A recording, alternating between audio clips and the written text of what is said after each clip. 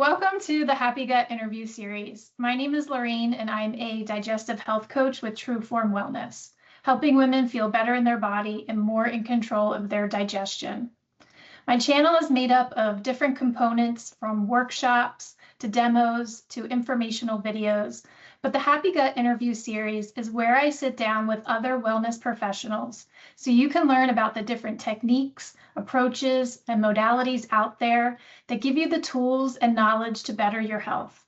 Of course, because my focus is digestive health, there'll always be a connection between the people I interview and how their work relates to your gut. Today, I'm so excited to bring you a special interview with Stephanie Graves, a former physician assistant, functional medicine nutritionist, facilitator of sacred plant medicine, certified cacao practitioner, and co-founder of the Conscious Crew. We'll be talking about how deeper emotional and mental patterns influence digestion and how plant medicine can bring awareness to some of those root causes, supporting not just the emotional well-being, but physical healing as well. So hello, Stephanie, and welcome. Hi, thank you so much for having me. Of course, thank you so much for taking the time to connect with me and everyone watching. I would love to start with a question that will help ground the conversation for those that might not be familiar with the topic. Can you describe for us what plant medicine is? Absolutely. So plant medicine really exists on a spectrum. It could be anything from aloe all the way to ayahuasca or iboga. Humans have used plants medicinally for thousands and thousands of years. And some support the body physically, some emotionally, mentally, spiritually. And yeah, others support more emotional awareness, consciousness, healing, and brain rewiring. Nice. So it sounds like plant medicine can really range from things people may already use in their home, like aloe for soothing digestion or ginger for nausea, all the way to something that needs to be like more regulated, like psilocybin for depression. Yeah, absolutely. Yeah. So again, it can be like you said, things that we know commonly and use at home, or to something that is best used under the discretion of a trained practitioner. Nice. So when speaking about plant medicine, what areas specifically do you focus in? Yeah, so my work focuses specifically in more of the psychoactive or psychedelic medicines. A lot of my work really focuses on helping people better understand the deeper patterns, stressors, and emotional roots underneath what it is that they're experiencing. Some of the medicines that my husband and I specifically work with and facilitate others are cacao, psilocybin, acacia, and San Pedro. I know what psilocybin is, but you mentioned San Pedro, is it? What is that? Mm-hmm. Yeah, so San Pedro, also known as Wachuma, comes from a cactus. Um, it's a really beautiful grounding medicine. It's one of the more longer experiences, and it's best done outside in nature. So oftentimes if you were to do a ceremony, it would be outside and really cultivate this sense of connection with yourself, much like cacao too, and nature and the earth around you. It can be deeper, but it's a more gentler of the medicines. Nice. And I know you have your own personal connection to plant medicine, specifically dealing with chronic digestive issues and anxiety. Can you share a little bit about your personal healing journey and what led you to the work you do today? Absolutely. So, my personal healing journey about 6.5, 7 years ago, I was completely burnt out. I was working as a PA. I was commuting 1 hour each way, working 12-hour shifts. I was suffering with profound exhaustion, as I'd mentioned, chronic daily debilitating abdominal pain and bloating, and unrelenting anxiety that interestingly, at that time, I didn't even recognize as anxiety. I thought that's just what it meant to be driven. And I remember so frequently during that time of my life, I would just go to bed every night because I was exhausted, but also because the abdominal pain was so uncomfortable and the bloating that I knew when I went to bed in the morning, that's when I would feel my best. And then slowly as the day progressed, it would get worse. So, you know, being in Western medicine, I did what everyone else did, right? I went and saw my primary. They gave me a prescription. They sent me to a specialist. That didn't really work for me. So as I saw my husband literally having these life-changing and profound experiences through his work with plant medicine, he was starting to go down this path of using plants to heal. It really piqued my interest of, you know, what else is out there and how we can use these plants and fungi that are occurring here naturally on Earth to help us heal. So I started working with these medicines, like I said, about 6.5, 7 years ago.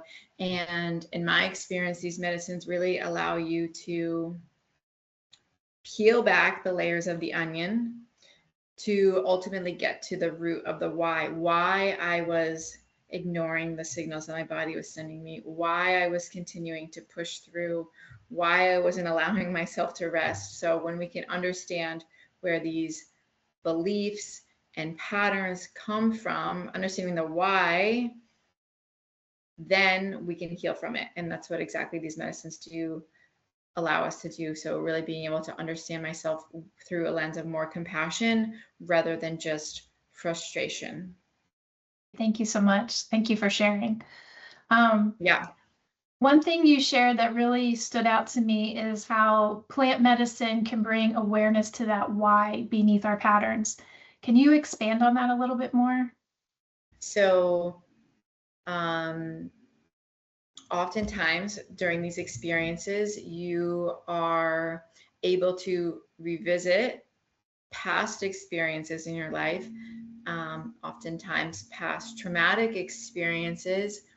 However, it's not scary because you're revisiting it through a lens of compassion or neutrality or sometimes even love.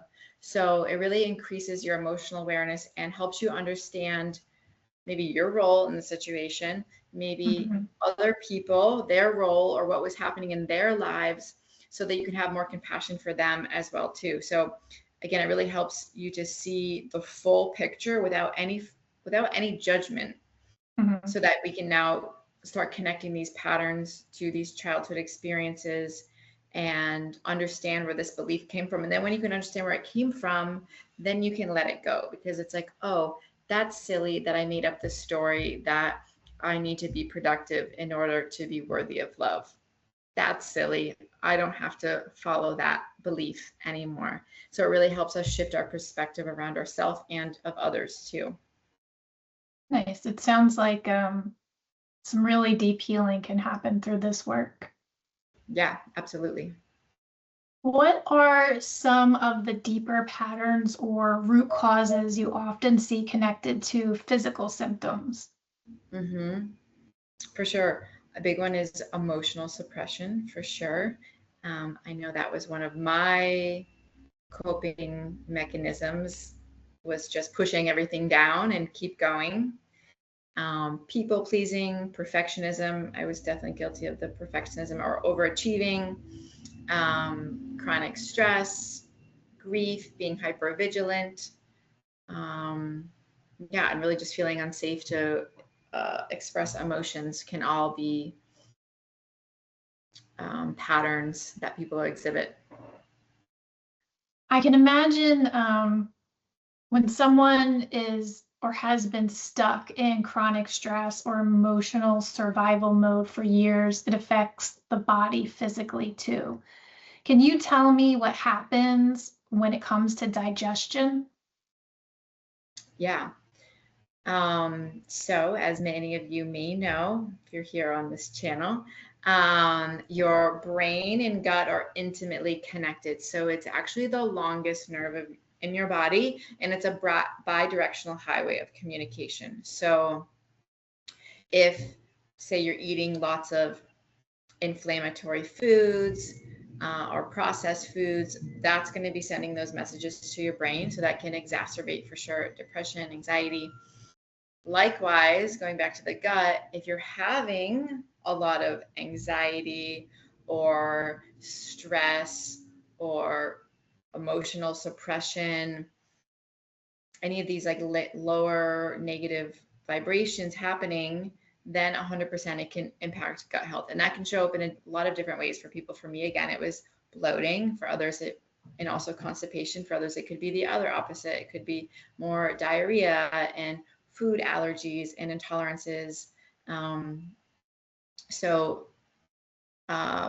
The nervous system also impacts digestion. So if you're in this chronic state of fight or flight, it's a very primitive system. It works well when it needs to work, but our body can't differentiate stress in the form of emotional stress versus, poor eating. So either way, if the body's in this activated stress response, digestion is not prioritized because that's not something that we need to survive. If a bear is chasing us, we need blood diverted to our extremities. We need blood and oxygen going to our heart and lungs to, help us escape and run for our lives. So digestion is impacted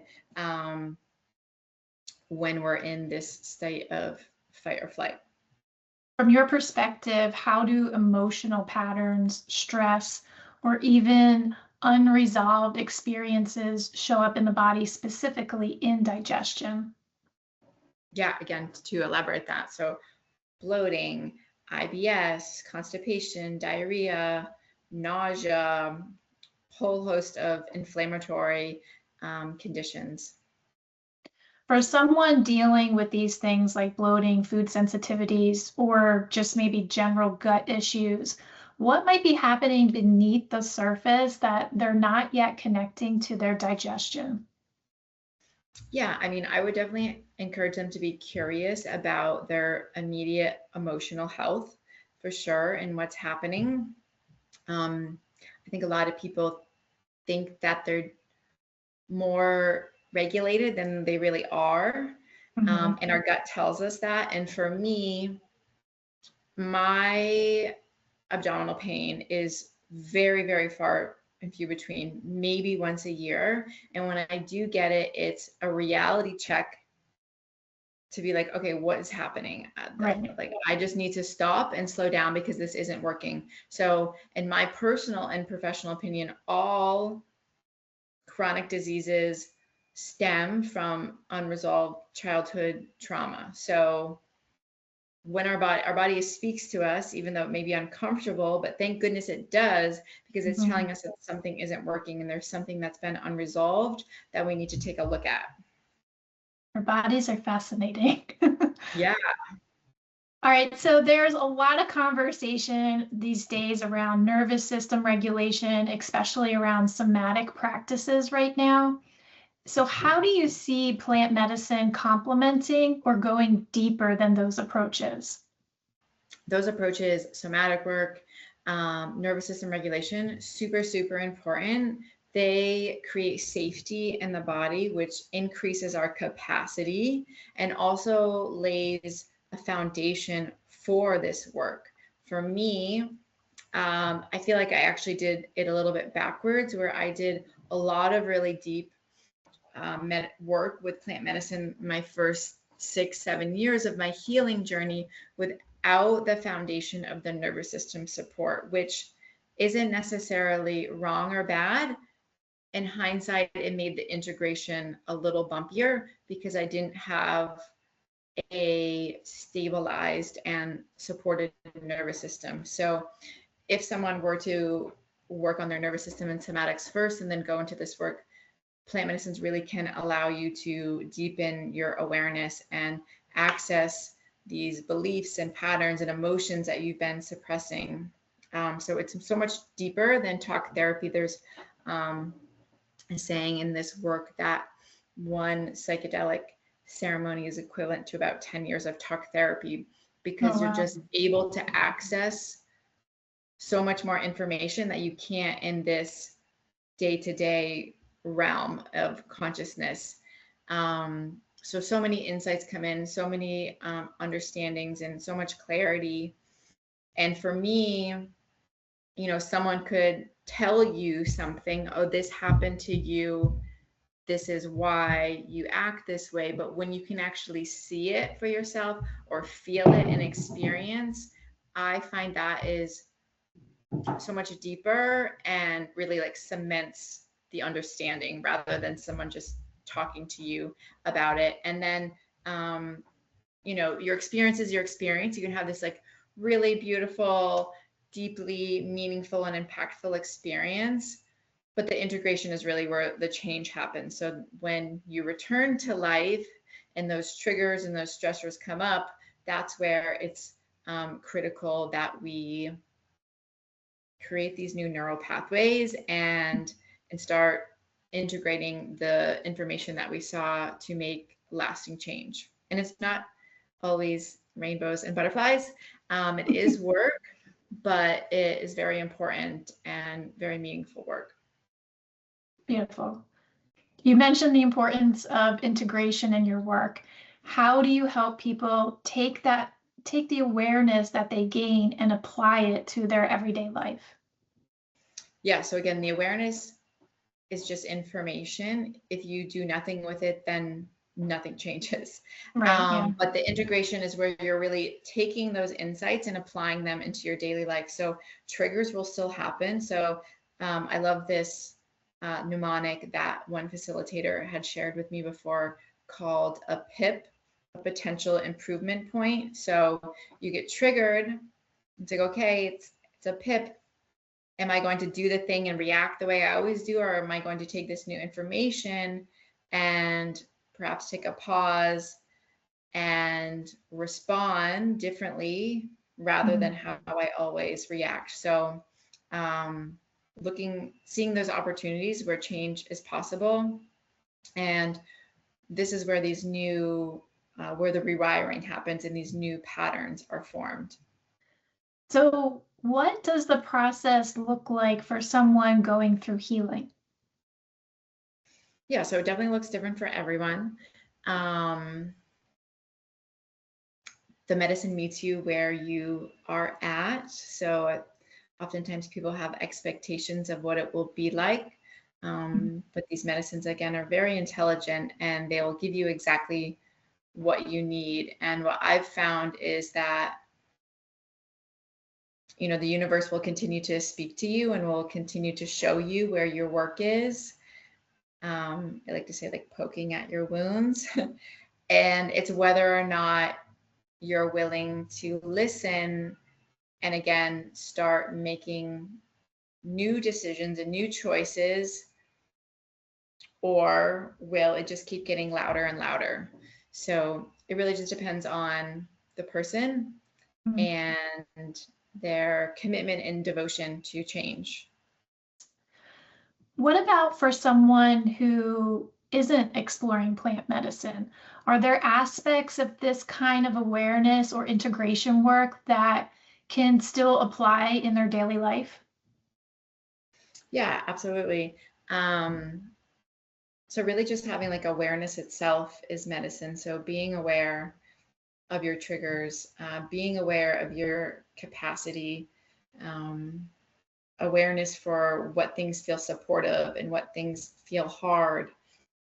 And then, yeah, like we talked about, having some really basic nervous system work or tools in your belt that you can visit daily, not just when you're completely dysregulated, because it's a lot easier to come from a place of grounding when these triggers come up, rather than when everything is like falling apart. So really just like some simple breath work. Sleep is certainly very, very important. Slowing down, just, I've seen a couple of funny reels on Instagram in the past of people being in survival mode and like washing their dishes so fast, like folding their clothes as quickly as they can, or like everything they're doing is like they're in survival mode without even realizing. So even just like slowing down and be present with the task that you're at. Like if you're going to go for a walk, just go for a walk. If you're going to do the dishes, just be present with the dishes, like not listening to a podcast. So really just seeing how you can bring that mindfulness and presence into your day-to-day life. And I actually created a program that supports people in this journey of laying that foundation. It's the Nervous System Reset for Parents. It's a 9-week mentorship program that specifically lays the foundation for a regulated nervous system. We dive deep into daily rhythms and stability, nervous system practices. We also speak on nutrition and blood sugar. Yes, those are huge sources of stress in the body. And then later weeks, we speak into beliefs and creating these new patterns. So it's a very intimate program where I work one-on-one with people who are looking to become more regulated, less overwhelmed, less reactive, so that they can create more calm and connection in themselves and in their homes too. So lots of ways that people can start healing outside of plant medicine. Absolutely. And I think that's a great reminder that there are so many ways to begin healing. And a lot of people may just be at the beginning of their healing journey. So it's really helpful to hear that there are these different ways to start supporting the body and the nervous system. Mm-hmm. What's one shift in awareness that could begin to support both emotional well-being and digestion? One word that I say a lot to all my clients, and they probably get sick of me saying this, is curiosity. So really just leading with curiosity. So instead of judging yourself, if you are having any of these digestive issues of why me, what's happening, what's not working, getting more curious, like what could my body be trying to communicate to me, right, versus seeing your body as broken or not being able to be fixed. So being curious about what your body could be speaking to you, noticing triggers, noticing when symptoms worsen, connecting it to stress or just life, and really just slowing down in general and see what happens there. Because a lot of times, particularly in our society, we're so programmed to be go, go, go, do all the things.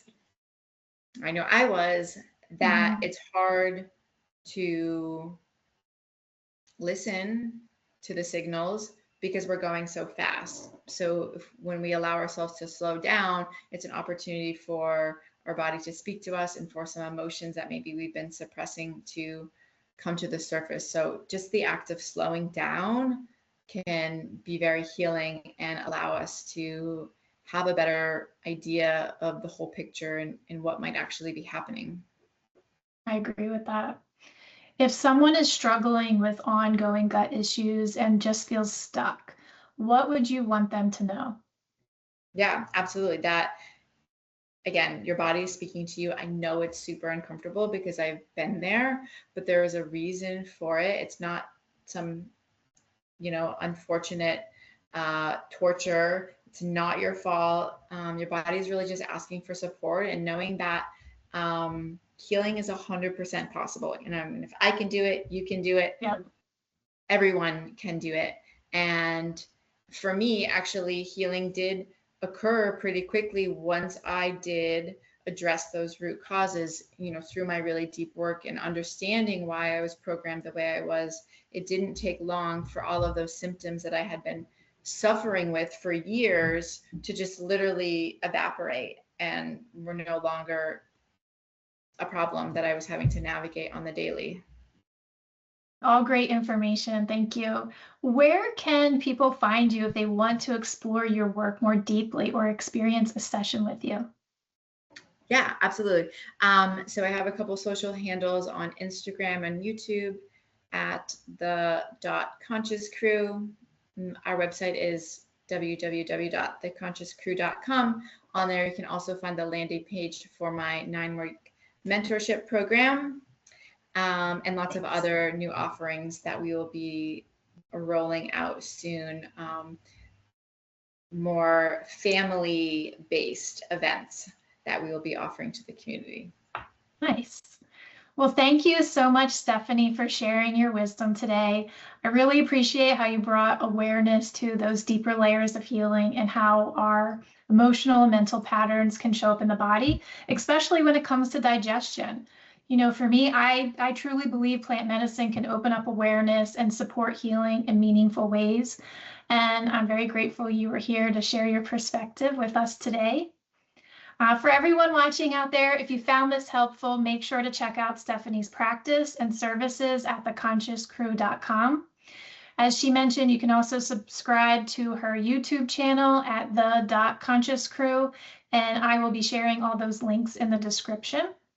If you would like more resources on gut health and holistic wellness, head over to my website at trueformwellness.com. If you found this conversation helpful, don't forget to like, subscribe, and share with anyone who could use some gut healing inspiration. Thank you. Thank you.